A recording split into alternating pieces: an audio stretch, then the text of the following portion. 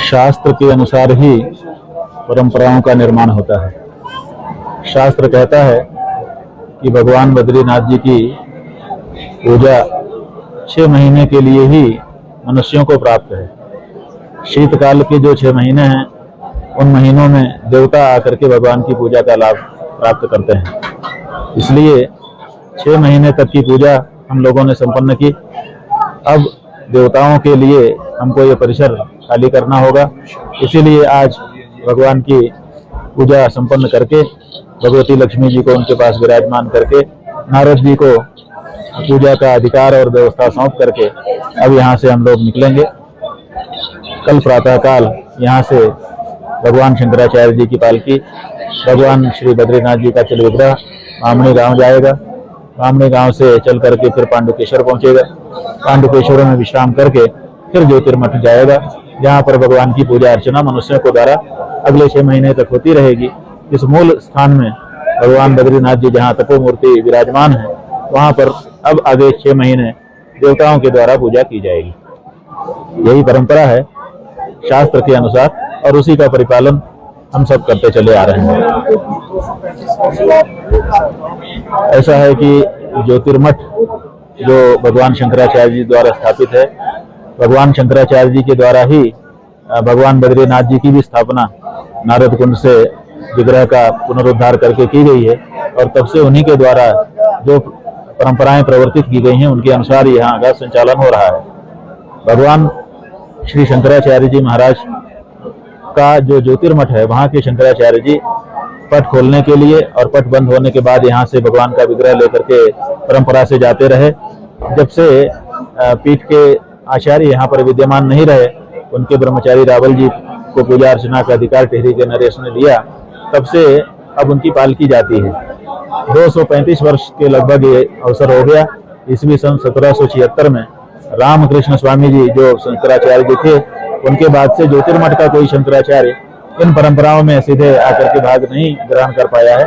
तो ये अवसर हमको मिला। ब्रह्मलीन ज्योतिष और द्वारका शारदा पीठ के जगत गुरु शंकराचार्य पूज्यपाद स्वामी स्वरूपानंद सरस्वती जी महाराज के प्रतिनिधि के रूप में पिछले 3 वर्षों से हम इस परंपरा का निर्वाह उनकी तरफ से प्रतिनिधि के रूप में करते रहे। अब स्वयं ज्योतिष पीठ पर जब हमारा अभिषेक हो गया है, तो अब हम ज्योतिष पीठाधीश्वर के रूप में ये चाहते हैं कि जो हमारी पुरानी परंपराएं थीं, उन सब परंपराओं को पुनरुज्जीवित किया जाए। इसीलिए भगवान को जो घृत कंबल उड़ाया जाता है, वो यहाँ पर जो माना गांव है, उस माना गांव की कुमारी कन्याओं के द्वारा काटा गया जो ऊन है, उसके द्वारा बुना गया जो कंबल है, उसमें ज्योतिर्मठ के ब्रह्मचारियों के द्वारा बदरीश गाय के घी के साथ भिगो करके उड़ाया जाता है भगवान को। घृत कंबल उसको कहते हैं। वो जो घृत कंबल है, उसमें जो घी है, वो गाय का ज्योतिर्मठ के ब्रह्मचारियों के द्वारा अर्पित किया जाता था। तो हमको प्रसन्नता है कि कल हमारे ज्योतिर्मठ के ब्रह्मचारी सहजानंद जी, मुकुंदानंद जी और दूसरे ब्रह्मचारियों के द्वारा वो समर्पित किया गया है बद्रीनाथ केदारनाथ मंदिर समिति को, और उसका प्रयोग भगवान के घृत कंबल में किया जा रहा है। और इस तरह से जो जो परंपराएं हमारी थी, उन सब परंपराओं को हम लोग पुनरुज्जीवित करना चाहते हैं, क्योंकि हम ये मानते हैं कि परंपराओं का बहुत बड़ा योगदान समाज के एकता में और समरसता में होता है। परंपराओं के निर्वहन के लिए सब लोग उत्सुक रहते हैं। तो जब कोई ऐसी परंपरा आती है, तो सब लोग इकट्ठा हो जाते हैं, तो समाज की एकता और समरसता बन जाती है। इसलिए इन परंपराओं का संरक्षण अति आवश्यक होता है।